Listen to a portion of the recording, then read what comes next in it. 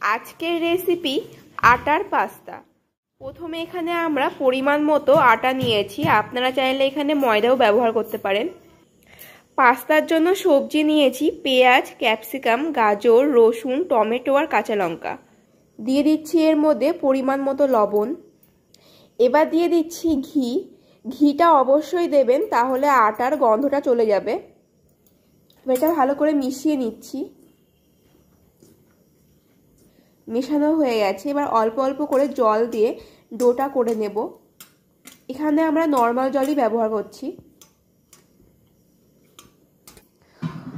ময়দাটা মাখা হয়ে গেছে, এবার ময়দা থেকে ছোট করে লেচি করে নেব। আমরা এরকম সাইজের লেচিগুলো করেছি, আপনারা চাইলে ছোট বা বড়ও করতে পারেন। লেচিগুলো হয়ে গেছে সবগুলো। এবার একটা কাঁটা চামচ নিয়েছি, তার মধ্যে তেল মাখিয়ে নিচ্ছি। এবার একটা লেচিকে এরকমভাবে বসিয়ে নেব।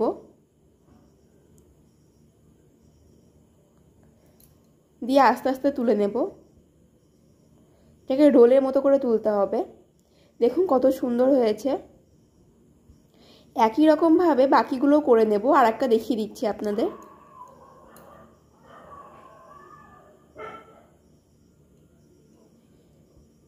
একই রকম করে বাকিগুলো এবার করে নেব। পাস্তাটা রেডি হয়ে গেছে, দেখুন কত সুন্দর লাগছে। এবার একটা কড়াই বসিয়ে দিয়েছি, তার মধ্যে দিয়ে দিচ্ছি জল। জলটা গরম করে নেব। এবার জলের মধ্যে দিয়ে দিচ্ছি সাদা তেল। এটা অবশ্যই দেবেন, তাহলে পাস্তাগুলোর গায়ে গায়ে লেগে যাবে না। জলটাও ফুটে গেছে। এবার দিয়ে দিচ্ছি এর মধ্যে পাস্তাগুলো। সবগুলো দিয়ে দিয়েছি।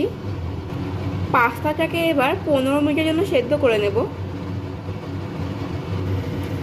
এটা হয়ে গেছে সেদ্ধ, এবার নামিয়ে নেব। এবার কড়াইয়ের মধ্যে দিয়ে দিলাম সাদা তেল। এটা অবশ্যই সাদা তেলেই করবেন, তাহলে খেতে টেস্ট হবে। এবার তেলটাকে ভালো করে গরম করে নেব।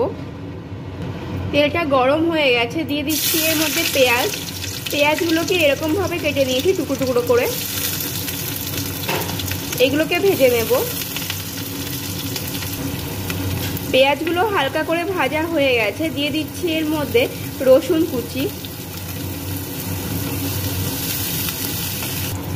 এবার দিয়ে দেব গাজর,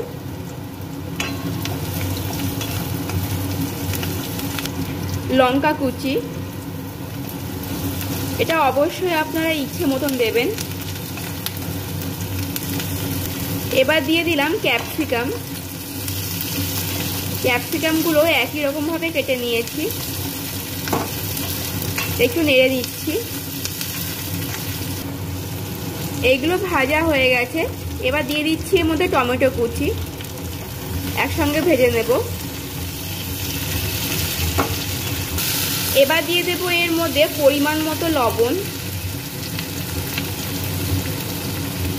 মিশিয়ে নিচ্ছি।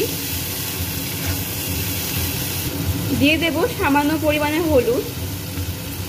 এটাকেও মিশিয়ে নিচ্ছি। এবার দিয়ে দেব এর মধ্যে টমেটো সস, সয়া সস,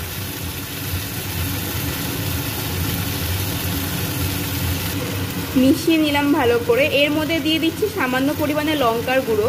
এটা চাইলে আপনারা নাও দিতে পারেন। এবার মিশিয়ে নেব। মেশানো হয়ে গেছে, দিয়ে দিচ্ছি সামান্য পরিমাণে জল।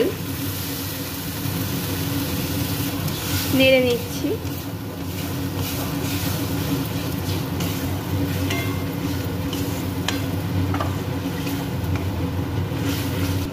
দিয়ে দিচ্ছি এর মধ্যে গরম মশলা। মিশিয়ে নেব। এবার দিয়ে দেব এর মধ্যে সেদ্ধ করে রাখা পাস্তাগুলো।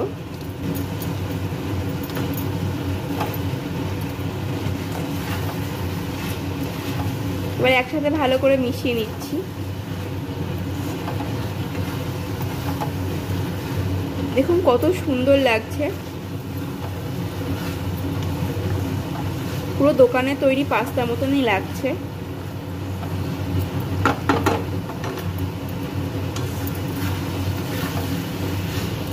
এবার দিয়ে দেব এর মধ্যে ধনেপাতা কুচি। এটা অবশ্যই দেবেন, তাহলে টেস্টটা খুব সুন্দর হবে। এবার মিশিয়ে নেব ভালো করে।